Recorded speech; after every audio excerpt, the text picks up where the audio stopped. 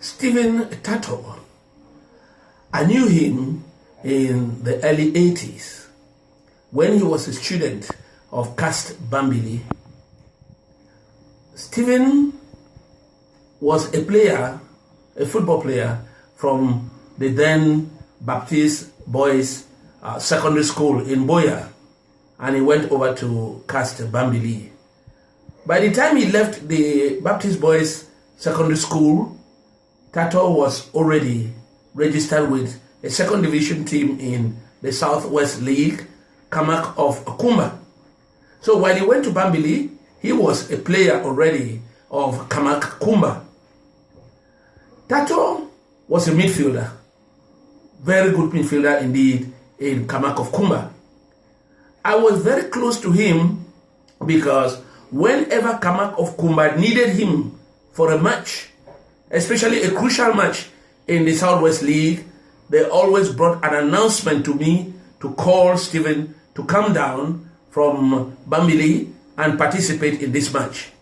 I continuously did that until Tataw completed in Cast Bambili. At the time, he became captain of Kamak of Kumba, and of course was very prominent in so many competitions out here in the region, even at national level. One of the most prominent competitions that Tataw showed his skills to the public was the then Beaufort Cup in the Southwest League. At the time when he was captain, Kamak of Kumba won the Beaufort Cup. Tataw eventually was called up for the junior national team. But then he didn't keep long there because he was evolving too fast for the junior national team. And consequently, he had to concentrate on Kamak of Kumba because Kamak of Kumba at the time too had been seeking means and ways of becoming champion of the Southwest League. Tataw Stephen played the Cup of Cameroon while he was in second division with Kamak. They took the team right up to the quarterfinals. They were eliminated at the quarterfinals by Union of Douala. This was in the 1984-85 season. And you would like to know that during the Cup of Cameroon competition in the 1984-85 season, Kamak Kumba, led by Tataw Stephen, defeated a prominent first division side, that was Etoile Filante of Garoua. They defeated Etoile Filante of Garoua in Yaoundé. And this match is a match that propelled Tataw to an enviable height. In fact, as I said, Tataw was midfield player for Kamak.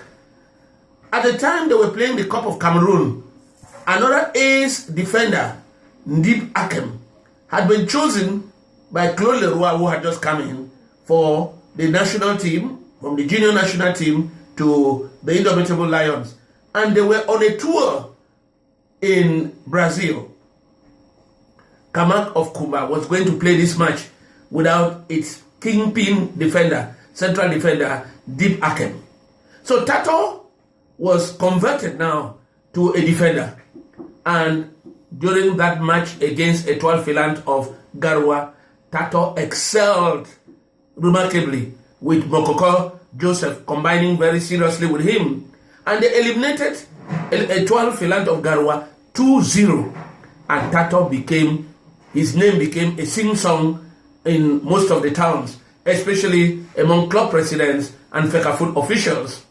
So it was obvious that as that season was running out, that 85 season, Tataw would no longer play for Kamak of Kumba.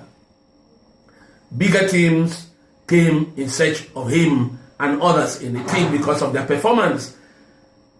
Len, Simon and Juma was also part of that squad. So, Tonnerre of Yaoundé, in the midst of the fight with Canon and Union Douala, got the upper hand and recruited Tataw Stephen for Tonnerre of Yaoundé. And when Tataw went to Tonnerre of Yaoundé, he was recruited now as a defense player. When he got into Tonnerre, he was brought to the halfback position where he excelled during the first season and even the second season. And his performance in Tonnerre is what gave him an indisputable place in the national team. Even then, while he had been selected to the national team, Ndip was still a challenging defender. But as they were going, the national team was going in for the African Nations Cup in 1988, Tataw got this privilege, got this advantage, and was positioned as the right half-back. And in 1988, at the African Nations Cup competition in Morocco, Tataw excelled, and there was no doubt he had taken that position. You could see Tataw coming on very strong with other competitions which followed, and it was evident that Tataw had already cemented his place as a defense player for the national team, as the team was preparing for the African Nations Cup in 1990 and the World Cup that same year, 1990. Mbu Emile, who was captain of the national team in 1988, gradually gave way to Tataw as captain of the national team, because Tataw had attained a height whereby the authorities, when they were getting a captain for the national team, Tataw became the best choice for the nation. Tataw, therefore, took this team to Italy in 1990 as captain of the team. Tataw's composure, Tataw's leadership contributed as one of the factors which propelled the Lions from the early stages of the competition to the quarterfinals of the competition. And one would rightly say that Tataw contributed immensely to put Cameroon on the world map. Cameroon became the first African country to get to the quarterfinal stage of the World Cup. And after that, Tataw continued with his leadership of the national team until 1994, when Cameroon qualified for the World Cup once more. In America, the United States of America, in 1994, during the World Cup competition, Tataw was captain of the team. But you could see during that period that he was already working his way out of the national team. Because when the team came back after the 1990 World Cup, he had some stints abroad in England, where he had a trial with Brighton Football Club, and then also in Japan. So Tataw came back and, like we said, still captained the team to the United States of America for the 1994 World Cup. And after that World Cup, Tataw retired from football. Part of Tataw's private life, a young man who was born in Ekona, grew in a very humble home, came from a footballing family because his elder brother, Eta Daniel, was a player who was spitting fire in the Southwest League. He was 9 for Kamak of Kumba. And of course, when Tataw left high school and was recruited by Tonnerre, he started making arrangements for his marriage. At that time, he was preparing to go for stints out of professional football. Of course, when Tataw left Kasbambili and went to join Tonnerre, he continued his high school studies in the bilingual grammar school in Essos. And of course, after Tonnerre at local level, Tataw gave another hand to football. He joined Olympique Envolier, which was a star-studded team at the time. And it is from Olympique Envolier that Tataw bowed out of competitive football in Cameroon. But as usual, a man who remained connected to football, Tataw also had official positions in the Cameroon Football Federation.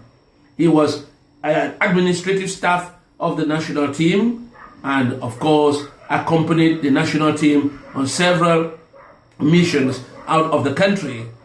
And in the later part of his life, Tataw still remained in Fecafoot. He had a role to play in the federation, an advisory role, and that role gave him room to also contribute enormously to some of the activities of our national team.